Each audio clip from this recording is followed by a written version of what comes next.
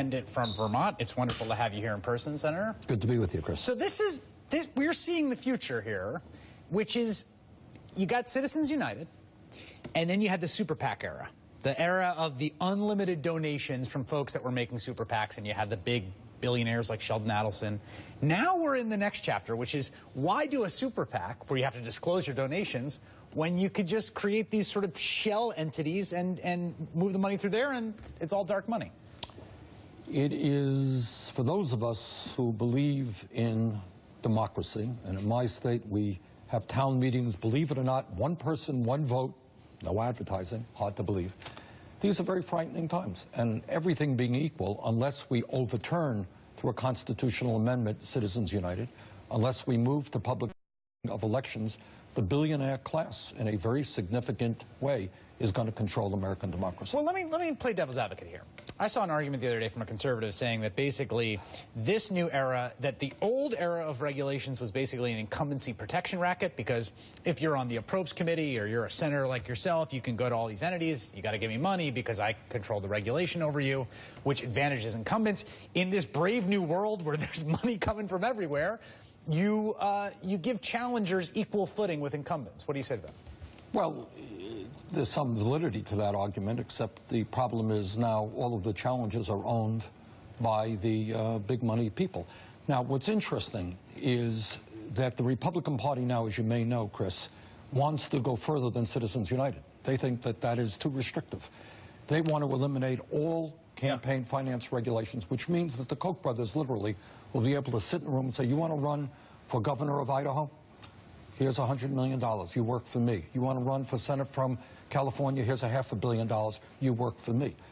We are moving toward a moment in history where members of Congress will be 100% owned and controlled by big money interests. Do you as a politician, you're a popular guy in your home state of Vermont, you've been elected there time and time again, do you think about who's going to come out of the woodwork to come at me and... Of course I do. When you take on the Koch brothers, the military-industrial complex, Wall Street, every special interest in the world, my God, in a small state like Vermont, they would, Why haven't they yet, though? I mean, I guess my question is, if we're already arriving at the dystopian world that you paint, why does Bernie Sanders still have a job representing the good citizens of Vermont? If they could just come in and blow you away with a huge ad buy through some dark money Citizens for Vermont. Yeah, I mean, there are exceptions to the rule. Vermont is a small state. I have personally met tens and tens of thousands of people. I have hundreds of town meetings. People know who I am. And despite the fact that when I first ran, the richest guy in the state of Vermont spent an unprecedented level of money, I beat him 2-1. So that can happen. Right. But in large states where people don't necessarily know the candidates, where they can define who you are, I think this is very, very troubling. So I would argue that for those of us who are concerned about real health care reform, single payer, for those of us who are concerned about a real jobs program, rebuilding our infrastructure, concerned about climate change, the far more important issue underlying whether we're going to go forward or not has to do with campaign finance. So if campaign finance is, I mean, so there's a problem, though, which is that, the Senate Democrats have a constitutional amendment that would overturn Citizens United, right? That's not going to happen, I think it's fair to say, or at least will not happen in the short term. Yes. You never say never. Things can happen. Things change. America's an amazing place. In the interim, what do you do? I mean, that's really the issue, right?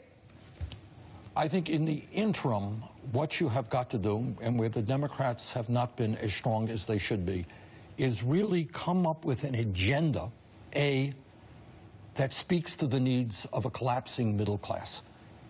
And B, if, God willing, the Democrats retain control over the Senate, we have to end this business of needing 60 votes to pass anything. What most people don't know is a majority of members of the Senate have voted to raise the minimum wage. We voted for a jobs program. We voted to pay equity. We voted for a lot of good things. Nobody knows it because we couldn't get 60 votes. That's right. Senator Bernie Sanders. The filibuster is the plutocrat's friend, is my belief. Senator Bernie Sanders of Vermont. It's always a pleasure. Thank you. See you in person. All right, coming up, I will be joined by the man who had this nice little back and forth with the governor of New Jersey.